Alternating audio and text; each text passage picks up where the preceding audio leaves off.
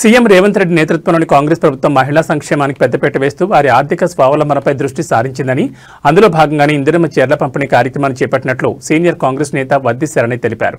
వికారాబాద్ జిల్లా దౌలతాబాద్ మండలం చెల్లాపూర్ గ్రామంలో గ్రామ కాంగ్రెస్ పార్టీ అధ్యక్షుడు రాజప్ప ఆధ్వర్యంలో ఏర్పాటు చేసిన ఇందిరమ్మ చీరల పంపిణీ కార్యక్రమానికి ఆయన ముఖ్య అతిథిగా హాజరయ్యారు.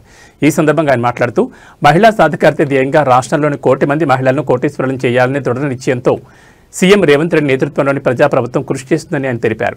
ఈ పంపిణీ కార్యక్రమంలో మాజీ ఎంపీపీ విజయ్ కుమార్, మాజీ జడ్పీటీసీ వెంకటమ్మ, పకీరప్ప, రమేష్, శ్యామప్ప, ఎర్ర రాజప్ప, మల్లేష్, రాజప్ప, శేఖర్, హనుమంతు, శ్యాంసుందర్ తదితరులు పాల్గొన్నారు.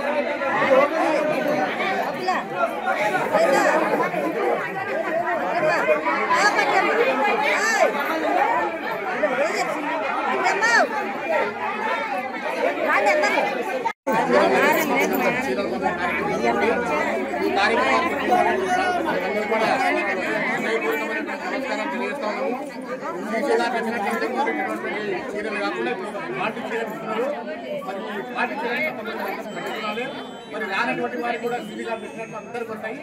ఎందుకంటే సీనిగా కట్టుకున్నారు మహిళా సంఘం ఉన్నట్టు ఒక గుర్తింపు, మళ్ళా వేరే కూడా గుర్తింపు వాళ్ళకు కూడా వస్తాయి. కాబట్టి మీరందరూ కూడా చేసి ఈ కార్యక్రమంలో పాల్గొన్నట్టు మీ అందరికీ కూడా నమస్కారాలు తెలియజేస్తున్నాం.